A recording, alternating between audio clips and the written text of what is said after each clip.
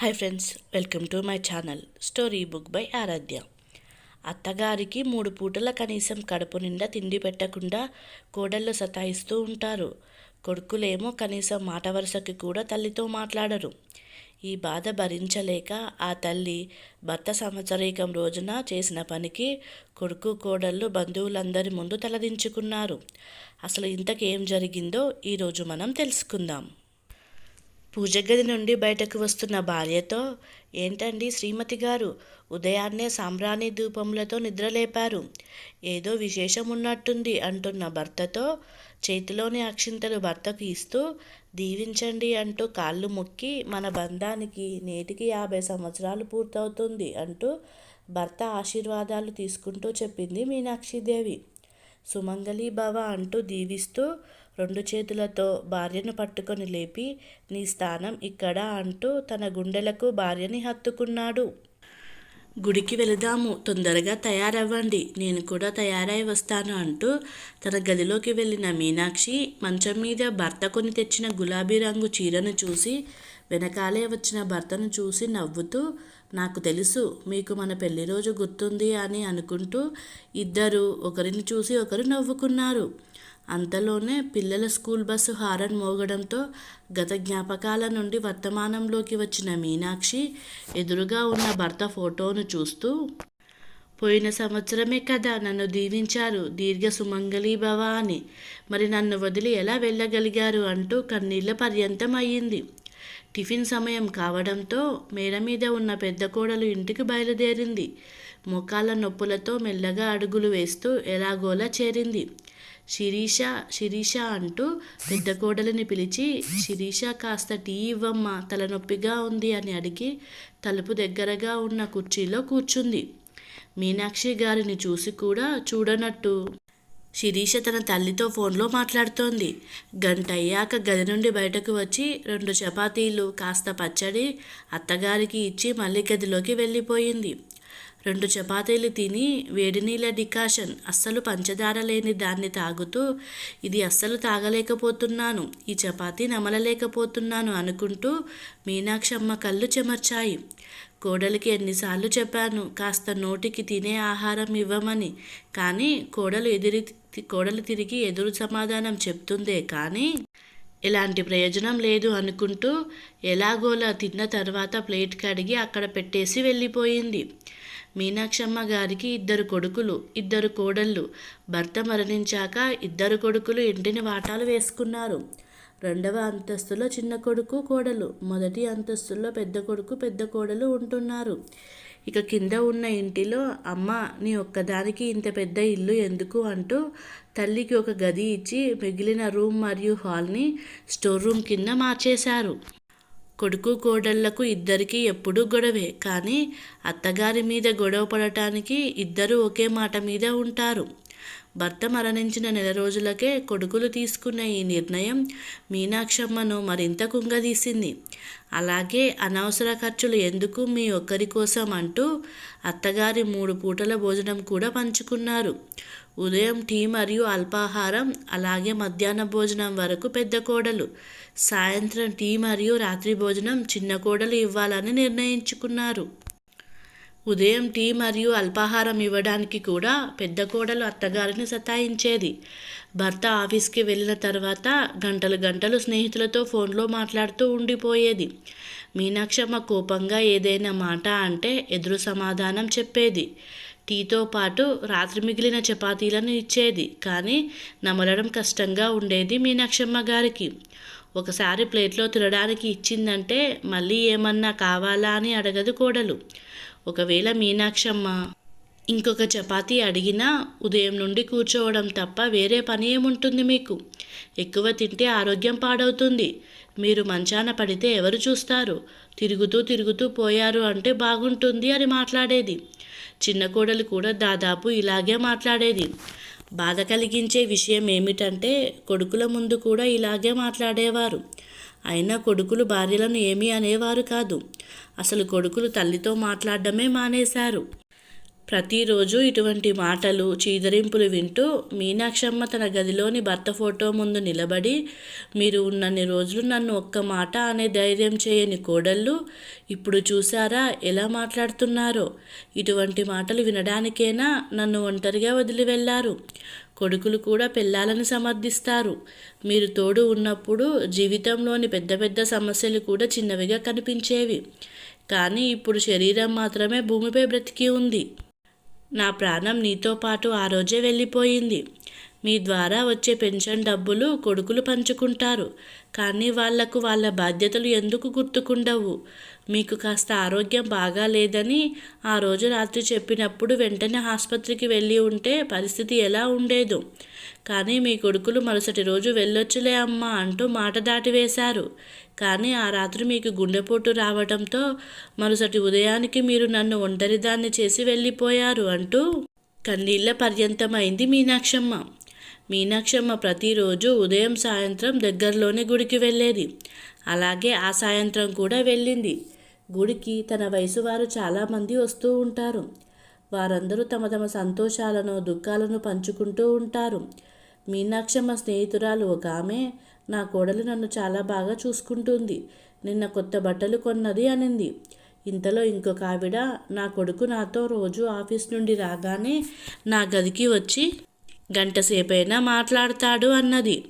ఇలా అందరూ వారి వారి కుటుంబ విషయాలు పంచుకుంటుంటే మీనాక్షమ్మ కళ్ళలో నుంచి కన్నీళ్లు కారుతున్నాయి. అందరూ ఏమైంది మీనాక్షి అంటూ అడగడం ప్రారంభించారు.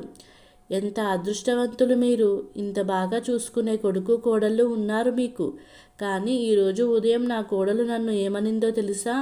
తిరుగుతూ తిరుగుతూ పోయారంటే ఎవరికీ బాధ ఉండదు అంది.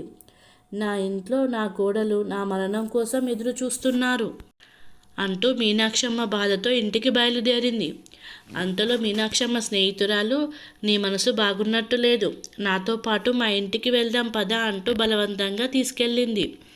వాళ్ళిద్దరూ గదిలో మాట్లాడుతూ ఉండగా మీనాక్షమ్మ ఏడవడం ఆ ఇంటి కోడలు చూసింది. కొద్దిసేపటి తర్వాత మీనాక్షమ్మ ఇంటికి బయలుదేరి వెళ్ళిపోయింది. మరుసటి ఉదయం మీనాక్షమ్మ టీ మరియు అల్పాహారం కోసం పెద్ద కోడలు ఇంటికి వెళ్ళింది. అప్పుడు చిన్న కోడలు కూడా అక్కడే ఉంది. ఇద్దరు కోడలను కలిపి చూసిన మీనాక్షమ్మ, ఇదేంటి కోడళ్ళు ఇద్దరు ఒకే దగ్గర ఉన్నారు అనుకుంది మనసులో. వచ్చారా, రండి, టైం అయింది, తమరు ఇంకా రాలేదేంటబ్బా అనుకుంటున్నాను. మీరు ఇంటింటికి తిరిగి మాపై ఉన్నవి లేనివి చాడీలు చెప్తారా అంటూ పెద్ద కోడలు నిలదీసింది.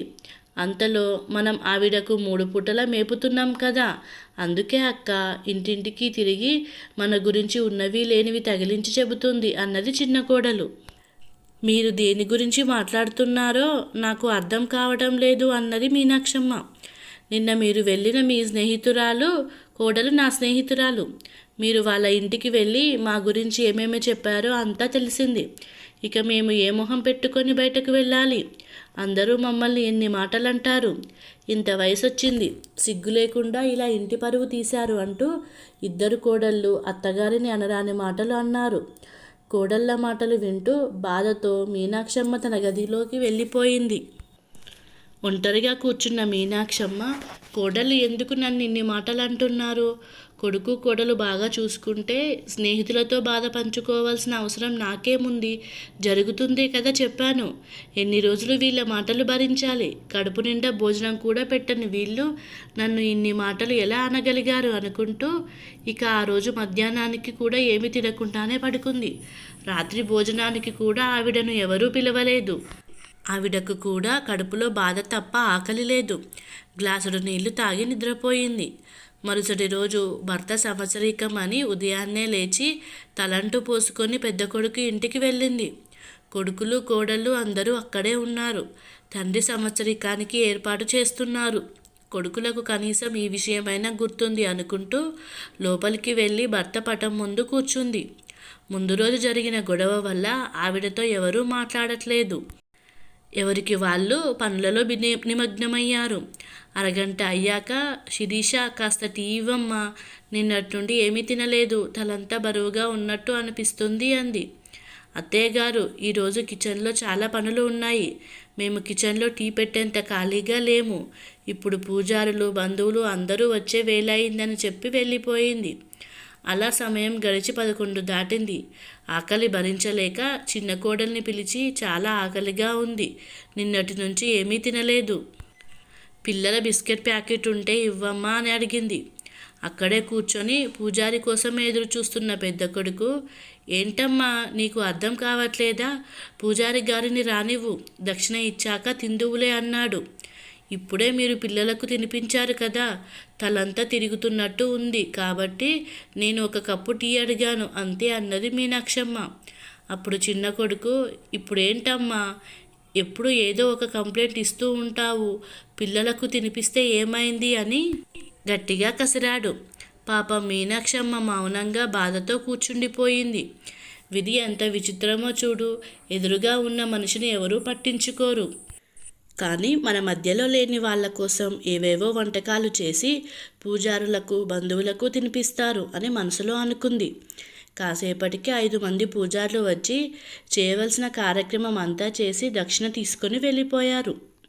ఇంటికి వచ్చిన బంధువులు చుట్టుపక్కల వాళ్ళు కూడా భోజనాలు చేస్తున్నారు. ఇదంతా చూస్తూ మీనాక్షమ్మ గారికి కళ్ళ వెంబడి నీళ్లు ఆగట్లేదు. అంతలో పెద్ద కొడుకు ఒక ప్లేట్లో భోజనం పెట్టి, ఇంకా బంధువులు ఉన్నారు, వాళ్ళ ముందు ఇలా ఏడుస్తూ పరువు తీయకు, ఆ ఏడుపేదో కింద ఉన్న నీ గదిలోకి వెళ్ళు ఏడువు అన్నాడు. ఆ తల్లి తన చేతిలో ఉన్న ప్లేటు కొడుకు చేతిలో పెట్టి, ఇలాంటి అవమానకరమైన భోజనం నాకొద్దు, నేను కూడా నా భర్తతో పాటు మరణించి ఉంటే బాగుండేది అంది. ఇంత అవమానకరమైన జీవితం ఒక జీవితమేనా, ఛీ అని గట్టిగా అరిచింది. ఆ రోజు మీనాక్షమ్మ నిశ్శబ్దంగా కూర్చోలేకపోయింది. అంతలో బంధువులందరూ ఏమైందని చూస్తున్నారు. 2 కొడుకు కోడళ్ళు ఉండి కూడా నాకు కడుపు నిండా భోజనం పెట్టారు. కొడుకులైతే మాట్లాడడమే మానేశారు. మీరు ఆఫీసులోకి వెళ్ళిపోయాక నన్ను తినడానికి రమ్మంటారు మీ పెళ్ళాలు. నా ప్లేటు నేనే కడిగి వెళ్ళాలి. బిచ్చగత్తలాగా నన్ను తలుపు దగ్గర కూర్చోమంటారు. నిన్న మిగిలిన చపాతీలు, నిన్న మిగిలిన అన్నం ఇస్తారు. కడుపు నిండలేదమ్మా, ఇంకాస్త ఇవ్వమంటే మీ భార్యలు ఏమన్నారో తెలుసా, కడుపుకి కాస్త తక్కువ తిని తిరుగుతూనే పోయారంటే ఎవరికీ బాధ ఉండదు అన్నారు. అంటే మీ భార్యలు నా మరణం కోసం ఎదురు చూస్తున్నారన్నమాట. సరే అని నా స్నేహితులతో కాసేపు మాట్లాడి వస్తే అది కూడా తప్పుపడుతున్నారు. నోటికొచ్చినట్టు నన్ను తిట్టారు. ఇప్పటికే ఆ మాటలు నన్ను గుచ్చుకుంటున్నాయి అంది మీనాక్షమ్మ. ఈ మాట విన్న 2 కొడుకులు, ఇదంతా మాకెందుకు చెప్పలేదమ్మా అన్నారు. ఎప్పుడు నువ్వు గుడికి వెళ్ళి నీ స్నేహితులతో మా గురించి చెడుగా చెప్తున్నావని నీ గురించి చెప్పేవారు. అందుకే నీపైన కోపంగా ఉండేవాళ్ళం. కానీ ఇంతలా వీళ్ళు నిన్ను సతాయిస్తున్నారని ఒక మాట అయినా చెప్పలేదు ఎందుకమ్మా అని అన్నారు.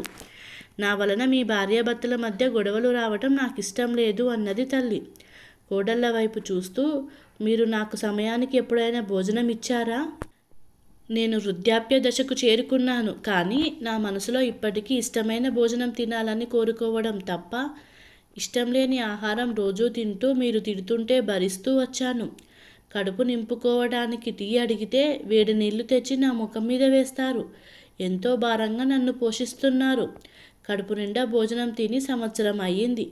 మీ మామయ్య ద్వారా నాకు వచ్చే పెన్షన్ డబ్బులు 2 కొడుకులకు ఇస్తాను కదా, మీరు ఊరికే ఏమీ నాకు తిండి పెట్టట్లేదు. ఒక విషయం చెప్తున్నాను వినండి.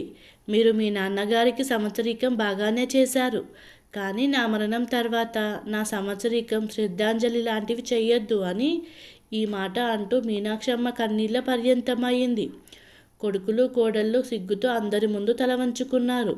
మీనాక్షమ్మ స్నేహితురాలు పెద్ద కొడుకు చేతిలో చెయ్యి వేసి, చూడు నాయన, తల్లిదండ్రి బతికి ఉన్నప్పుడు కడుపు నిండా భోజనం పెట్టని వాళ్ళు వాళ్ళ మరణం తర్వాత నలుగురికి గొప్పగా చూపించుకోవడానికి ఎంత ఘనంగా ఫంక్షన్ చేసినా ఉపయోగం ఏమీ ఉండదని చెప్పి వెళ్ళిపోయింది. ఇంటికి వచ్చిన బంధువులంతా వెళ్ళిపోయాక కొడుకులు 2 తల్లి పాదాల వద్ద కూర్చొని వారు చేసిన పనికి క్షమాపణలు కోరుతూ, అమ్మా, ఈ రోజు నుండి అందరం కలిసి నీతో పాటే ఉంటాము. నీ అవసరాలు, భోజన వ్యవహారాలన్నీ మేమే దగ్గరుండి చూసుకుంటాము.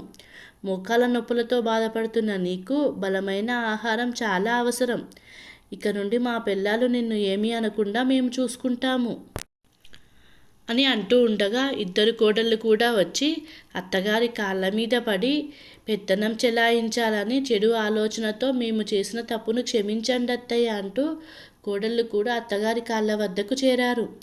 మీరు మారితే అంతకన్నా అదృష్టమేముంది అనుకుంటూ కొడుకు కోడళ్లను దగ్గరకు తీసుకుంది మీనాక్షమ్మ. కథ సమాప్తం. మీకు కనుక ఈ కథ నచ్చినట్లయితే ఈ ఛానల్ని సబ్స్క్రైబ్ చేసుకోగలరు. Please subscribe.